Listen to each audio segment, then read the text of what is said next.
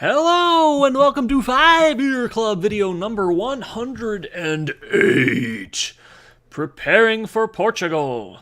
One of my Facebook friends posted an article from Forbes that highlighted several destinations that wouldn't cost very much compared to many places in America to live there for a month, and one of them was a place in Portugal, a beautiful place in Portugal, where you can dive off of this cliff. In Portugal, you can ride a motherfucking whale, drink lots of port and feel real swell. Portugal, you don't have to be this pale, just come to Portugal. Portugal theme song, yeah. Yeah, so I naturally responded to a financial Facebook post, imagine that, because she had commented that, well, maybe I can't quit my job and go to Portugal, and I was thinking, well, maybe not right now, but maybe later, maybe you can. And my comment was, well, I mean, if it's accurate that Portugal costs $11.50, which was this town up here, the Forbes article was claiming it would be $11.50 a month to live in this town, and my fat cat is bothering me for food. Yep, so $11.50 to live in that town. Then you'd have a 96% chance of success living there for 30 years, investing in a portfolio of 50% bonds and 50% stocks based on the S&P 500 performance over the last 70 years. That is from the Trinity study, meaning that 96% of the 30-year periods studied in this study, I said that twice, great, it worked out. And then we can quickly calculate that based on a 4% withdrawal rate, you would need $11.50 times 12 times 25 invested. That's only $345,000. And if we work backwards, because the poster was 33, if I was just like, well, let's pretend that you had, started preparing since college.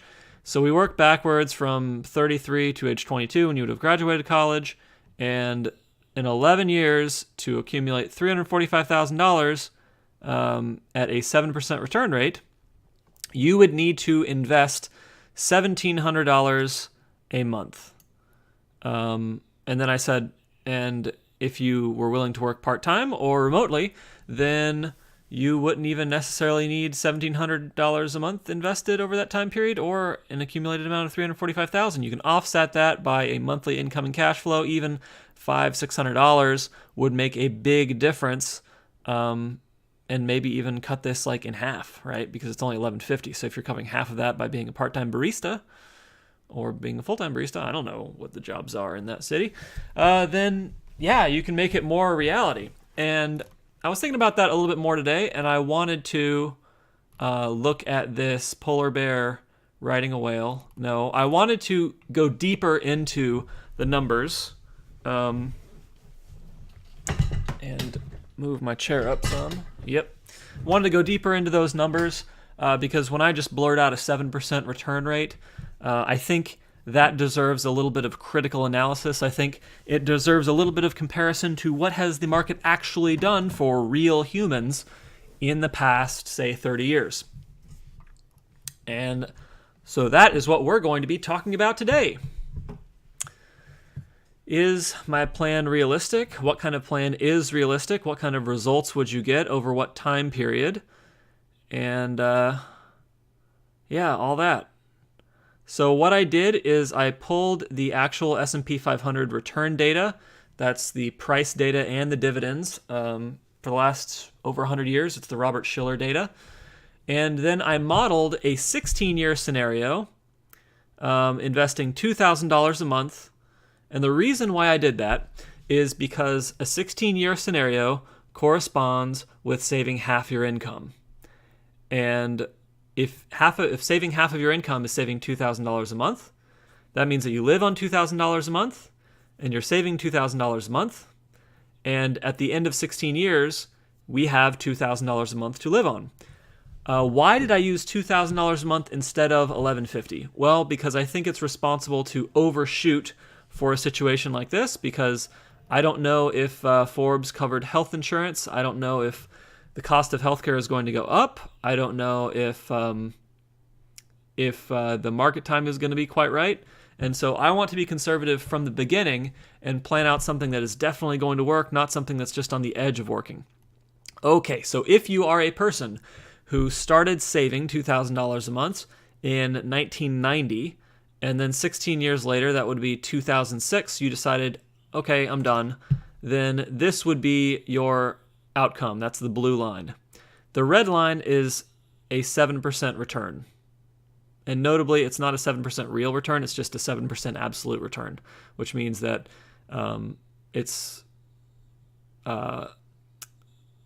it includes like inflation in there. So it's not a very aggressive kind of standard to compare the blue against. And so you can see somebody who started in 1990, they did better than 7%, and at the end of it, they had about, say, $800,000, something like that. And you can do a quick calculation. 800,000 divided by 300 is going to be your monthly amount that you can live on. So if we say 800 divided by 300, that's going to be the answer in thousands. And so you would have $2,600 a month about to live on, and you only needed $1,150. So the person who did this in 1990, they're going to be perfectly fine. If you started in 1995, see, this is kind of a nightmare scenario. And the reason why it's a nightmare scenario is because after working really hard for the first 5 years or 7 years to build up your money and diligently putting away $2,000 a month, you are hit by the 2000 tech crash. And that is what we can see in this flat section right here, this flat blue line. You are not making net worth progress for let's see, what is this, 2001 to 2003, say, for 2 years. You're not making any progress. That hurts. And then you make some more progress, and then bam! Again, you are hit by the 2008 housing crisis. And that hurts. And you recover from that, but you are still below the 7% line at the end of the day. However, I would like to note that your net worth at this point is, say, $500,000 conservatively, and $500,000 would give you 500. This is going to be the answer in thousands. $1,600 a month. So we're still above $1,150, even in this horrible doomsday scenario where you entered the workforce really at the wrong time for this plan. And finally, if you began working in the year 2000 and you diligently put away $2,000 a month for 16 years, then you are going to beat this 7% return line, and you are going to have something like $800,000 again when you finish the plan. And therefore, you're definitely going to be able to spend $1,150 a month chilling in Portugal after 16 years of working. You're going to be able to save even and not spend the whole $2,600 a month if you want to. So you're really in quite a good position. All right, and now what I want to do is I want to focus on analyzing this bad scenario because we are concerned with any chance that we wouldn't succeed. And what I would like to point out is that if you are willing to work for 4 more years, so if you're willing to work this as a 20-year plan instead of a 16-year plan, you can see that we once again rise above that 7% line that we have been using as our standard this entire time. And so it is sad that at year 16 we couldn't make it, but we will eventually make it, and our net worth at that point would be over $1 million. And so we're actually, coming out ahead. If we wanted to stop a little bit earlier than that, say a year or two, so instead of working for 4 more years, only working for 2 or 3, we can also do that, and we're going to come out with enough money, $800,000 or so, to execute this plan. Let's look at a different scenario. After 16 years, we decide, okay, I am finished with the work that I currently do. I wouldn't mind doing something part-time, wouldn't mind doing a consulting job, but I am just finished with my main job that has allowed me to save $2,000 a month. So we're no longer saving $2,000 a month. We're no longer investing $2,000 a month, but we are still working part-time at something that we enjoy, and that part-time job covers our bills, so we don't have to draw down on the nest egg that we are building to chill out in Portugal. In that scenario, you can see that we don't do as well as the red line. So if we had kept working our main job, we would have beat that red line, that 7% return with $1 million. But just in the scenario that after 16 years we cut back and we do a more chill job that just covers our expenses, maybe that chill job is in Portugal and it's just enough to cover our 1150 expenses. Our nest egg is going to continue to grow in that market, and we are still going to get just shy of $1 million by the 20-year mark. And so my point is, even in this terrible middle scenario, where you invested in one of the worst possible times for this plan in the last century, you still have options. It just extends out the time that maybe that you want to work. One way of viewing that extended work time is that when this market falls and you suffer these losses, what it means is that the stock market is at a discount. One way to think about when the stock market is at a discount is that your salary, quantify your salary in terms of the price of the market instead of dollars. And what you'll find is that if you were getting paid in like 2008 or 2009, for example, the market was so low that your salary in terms of like its investing power was like double. And since we are dedicating half of our take-home pay in this scenario to buying shares of the stock market, that is a really real way to think about your income. And so if we try to execute one of these plans and we get near the end and the market takes a dive, it's kind of like if we got a tremendous raise at our job. You know, like you worked for 15 years and say you finished that making like $100,000 a year, and then you're like, okay, I don't want to do this anymore. And your boss is like, wait, no, I'll give you $200,000 if you'll just stay a few more years. And then you're like, maybe I should do that. That's a lot of money. I can buy a lot of whales with that. No. But seriously, that's one way to think about it. And even if, you take the barista job or whatever, you're still going to get paid kind of double because that money that's in the market that you're not touching is still able to earn kind of rapidly because it is at a depressed spot. And yeah, after periods where the stock market takes a dive, there tends to be an amazing acceleration. That's how the market keeps up with its long-term trend, which we're going to look at in a second. All right, so we go back down this kind of part-time work scenario, and I'd like to point out something else now. This red line is a 7.2% return. Actually, I was a little bit lazy in my calculation. They were monthly numbers that I've been looking at, so the way that I did the math was like this to get the annual return. And if you can understand why I did it that way, great. If you don't, let's not worry about it. And I also wanted to model what I know to be the true long-term return, which is closer to like 10%. So the way that long-term stock market returns work, so this is what I used in my actual numbers above. So that red line is super conservative compared to the actual performance of the stock market. What I'm saying is this behavior that we've seen in the last like 30 years, and the volatility we've seen in the last 30 years is like unusually low compared to the 70 years before that or whatever it was. If we look at the actual return, the actual red line that kind of matches up with the stock market, we don't find that it's like 7.2%. We find it's closer to 10%. And that breaks down to 7% real return, which is what I mentioned in my Facebook post in the first place, and 3% inflation. Why 3% inflation? Because these businesses that represent the stock market, they hold assets like real things like a truck. And maybe a truck's not the best example because vehicles depreciate, but a real thing like a building. Yeah, a building's a good idea. And buildings are going to increase in value with inflation, generally speaking. And inflation's like 3%. So yeah, this red line here is a 10% return. And that's why I said 7% real return in the first place. And yeah, there we go. Okay, let's talk about some little facts and some modifiers here. Clearly, these longer time periods are more predictable. That's why the 20-year scenario worked out better than or more reliably than the 16-year scenario, because as we increase the number of years in the plan, yeah, bummer, we don't get to stop working entirely, but we can be more certain of the results.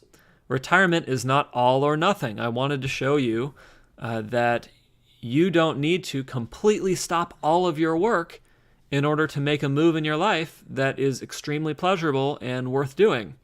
So when we think about modeling these things, let's not be limited to scenarios where it's either zero income or the highest income we've ever made. Let's think about in-between scenarios to get what we want.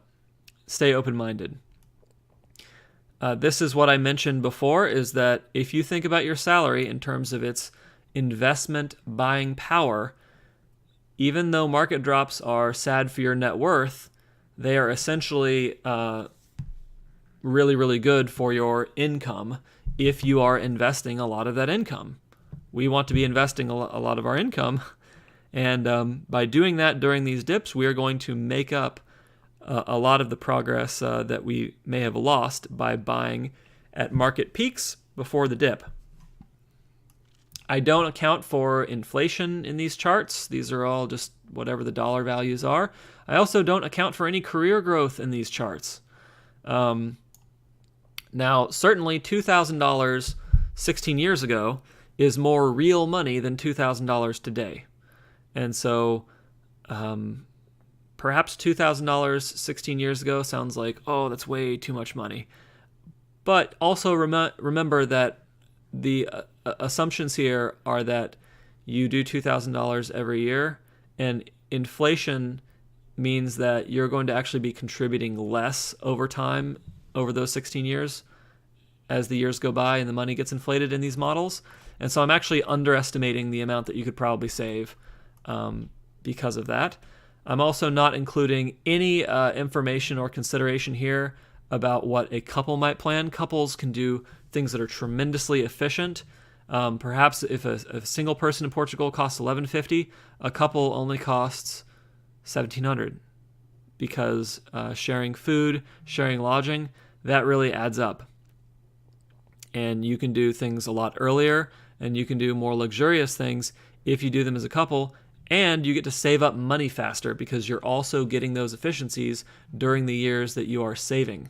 So if you have two people and before they got together they were each able to save, I don't know, $1,500, when they get together, it's not $3,000 they can save, it's more like $4,000, because once you get married and start living together, you are saving even more money because you get to share those expenses.